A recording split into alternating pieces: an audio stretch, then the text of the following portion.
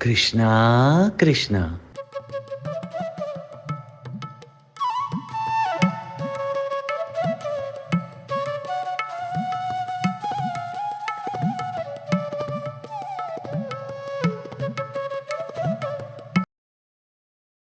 Hari Om, children. This is story time with all of you. And it's going to be my favorite time because I love being with children and telling them the stories that I heard as a child myself. I think the best time of our childhood was when we would crawl into the bed with our grandmother, some of us lying on her lap, some of us hugging her, some with their thumbs in their mouth, and we would listen to those wonderful, beautiful stories that she would tell the children, especially of the most mischievous, loving, absolutely adorable little child. And do you know who that was? Guess. Let me hear you guess. And let me hear you tell his name loudly. And if you don't know, just ask mommy, ask daddy, who could be the most entertaining, the most loving, the best friend who could make you laugh and have so much fun. Have you guessed already who it is? Yes, many of you have guessed. It's Krishna. And I just loved listening to the stories of Krishna. And later on, I got to hear them from our Gurudev also. And I'm telling you, that was the best time of my life. And I remember sitting there, just listening to my grandmother. Would you like to listen to the stories also as we are locked into the houses? Let me hear a loud yes from all of you. If you want to listen to the story, I'm sure you do, don't you? Yeah, I can hear some of you screaming away. Yes, say Hari Om loudly.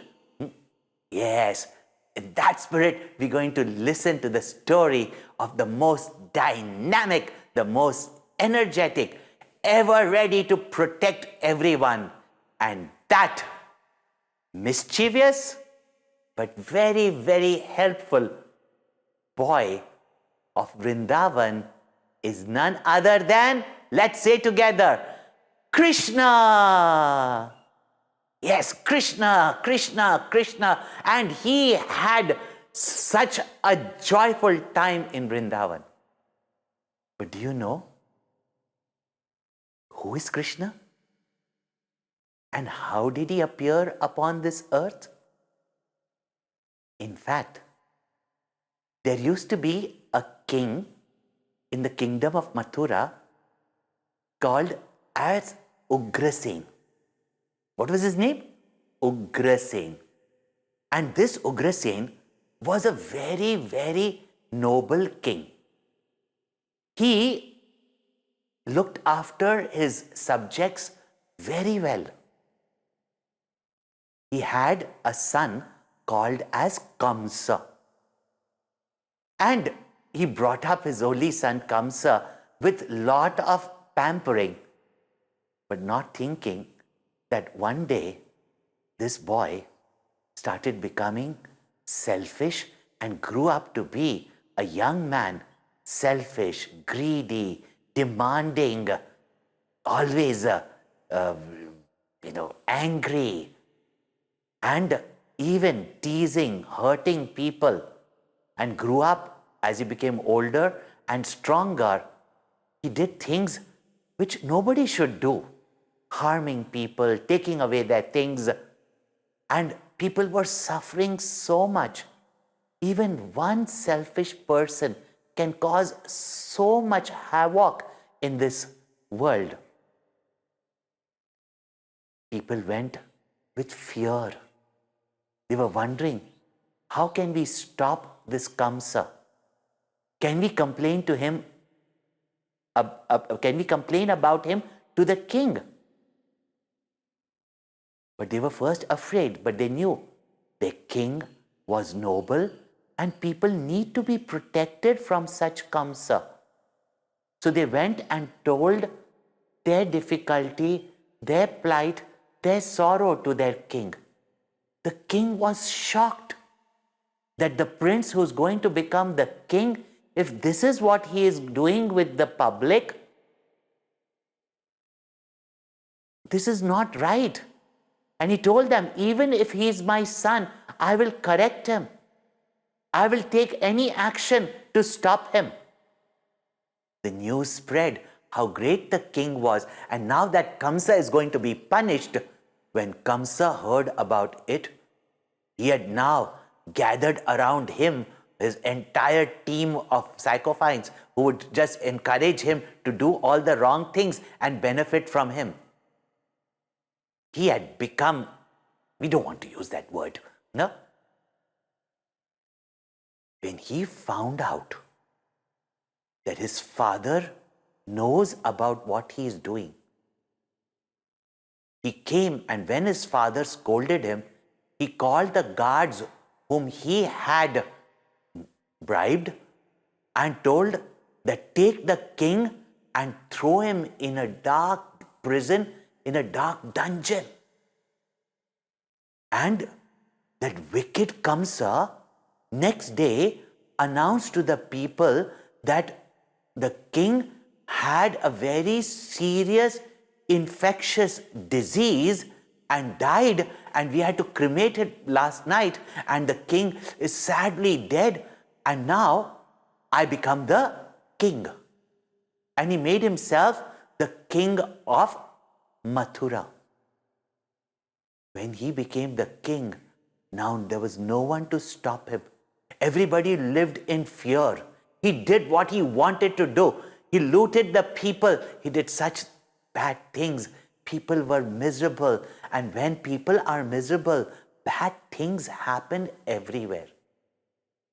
And when there are such selfish people who do not think about the environment, who do not think about other people, other creatures, and then they create such bloodshed, such wars, such battles.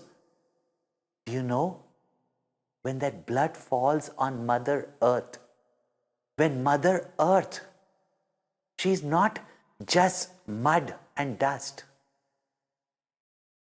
Just as Mother has a spirit of love, Earth also has the Divine Mother Spirit. When she sees all her other creatures and children suffering, she cannot bear it. Whatever she can do to give lots and lots to the children, she goes on giving. At such times, she goes to the Devatas, taking the form of a cow. Just as the cow is so motherly and she gives so much to us, everything of herself. Therefore, she takes the form of a cow and goes to the heavenly denizens, the Devatas, who are supposed to be the protectors of the world. But some wicked people like Kamsa have affected the cosmos, the nature, in such a way that even they cannot do anything. So they said, let us pray to the Supreme Lord, Vishnu, Narayana. Let us pray to the Lord. And all of them prayed to Narayana. They said, where are we going to find? Some said that he is everywhere. Some say that he is in the ocean of milk. Some say he is in the highest heaven. Some say he is in Vaikuntha. They say all these things. Where do we go searching for him? But Shivji says that Lord is everywhere, but we cannot see him. But he can see all of us. Our Gurudev also used to say that. You cannot see him, but he can see you. We have become deaf to his hearing, but he can hear you. Yes, he can. He does listen to our heartfelt prayers. So he does listen. So he said, let us all pray together. Let us pray together and let us call out to the Lord and tell Him to come. Let us also pray together at now these times also. We want Bhagwan to come and help, no? And remove all these sorrows, all these difficulties, don't we? So let us all pray in our heart. Close your eyes and repeat after me, okay? Om Namo Narayanaya, Om Namo Narayanaya, Om Namo Narayanaya, Om Namo Narayanaya, Om Namo Narayanaya, Om Namo Narayanaya, Om Namo Narayanaya, Om Namo Narayanaya, Om Namo Narayanaya, Om Namo Narayanaya, Om Namo Narayanaya, Om Namo Narayanaya, Om Namo Narayanaya, Om Namo Narayanaya, Om Namo Narayanaya. When the Devatas, with their pure childlike heart, called out to the Lord, and just as you all children, you pray and call out to the Lord, see, how will not Bhagwan, who loves everybody, but especially the little children who are pure at heart, and whatever they ask is for the well-being of everybody, will not Bhagwan listen to their prayers?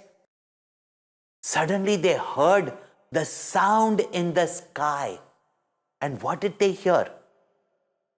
He said, "O Mother Earth, O the cosmic forces, the Devatas, and listen, all good-hearted good people.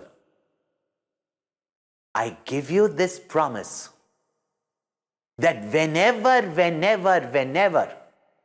difficulties and people have become bad, even I, the infinite, formless, will take up a form and help and protect all the good people and teach a lesson to the bad people and stop their evil ways.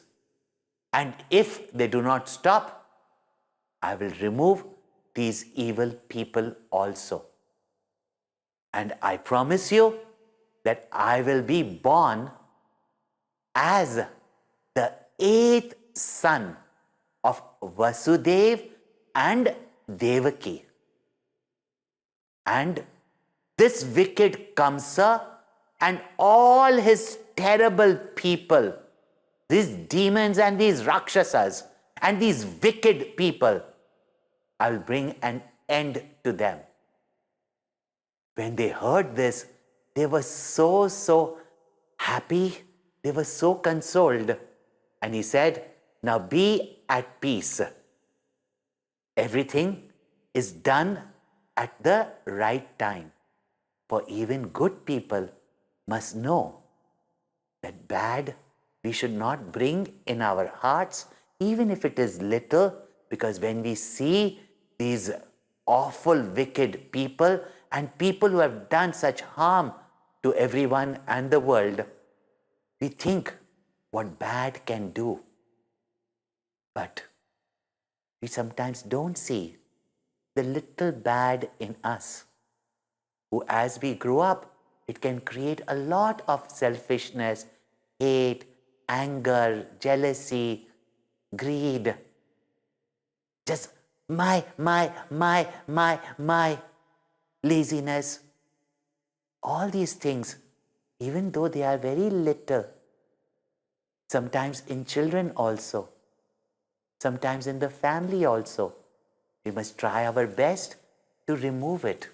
And when we remove it, then we also help Mother Earth to remove all that causes harm to others in this world. Therefore, we must continue to be good and spread goodness around us. Children, whenever we pray, we must pray that let there be goodness everywhere, and pray not only for ourselves but for everybody. And therefore, all the rishis, all the saints, sages, all the gurus, and all the good people, when they pray for all of us. Therefore, we should pray, Sarve Bhavantu Sukhinaha. What should we say? Sarve Bhavantu Sukhinaha. It means, may everyone be happy, everybody be joyful. Isn't it a nice prayer for us and everybody? Sarve Bhavantu Sukhinaha. Repeat. Sarve Bhavantu Sukhinaha. Sarve Santu Niramayaha. Repeat. Sarve Santu Niramayaha. Sarve Santu Niramayaha. Which means, may all be free of all diseases, illnesses. Even now, don't we want that? Quickly, all diseases for everyone should come to an end, so that we can now go and do all the good things in the world outside. So, Sarve Santu Niramayaha. Sarve Bhadrani Pashyantu. Sarve Bhadrani Pashyantu. Repeat. Sarve Bhadrani Pashyantu. Meaning, may all see that which is good everywhere. Do good for everyone, not just for the people, but for our whole nature, for all the creatures. And therefore, let us see everything good, beautiful around us and maintain that goodness and beauty around us. And Ma Kaschit Dukkha Bhag Bhavet. May no one have to suffer. Let's repeat. Ma Kaschit Dukkha Bhag Bhavet. Ma Kaschit Dukkha Bhag Bhavet. Om Shanti, Shanti, Shanti. Let there be peace. Let there be peace. Let there be peace. Let there be peace in the universe. Let there be peace in our country, in our family, in our surroundings. Let there be peace inside us. And we pray with gratitude to all the great teachers. Shri Gurubhyo Namaha. And we end with Hari Om. So let us chant. Om Sarve Bhavantu Sukhinaha. Om Sarve Bhavantu Sukhinaha. Sarve Santu Niramaya. Sarve Santu Niramaya. Sarve Bhadrani Pashyantu. Sarve Bhadrani Pashyantu. Ma Kaschit Dukkha Bhag Bhavet. Ma Kaschit Dukkha Bhag Bhavet. Om Shanti, Shanti, Shanti. Om Shanti, Shanti, Shanti. Harihi Om, Harihi Om. Shri Gurubhyo Namaha, Shri Gurubhyo Namaha. Harihi Om.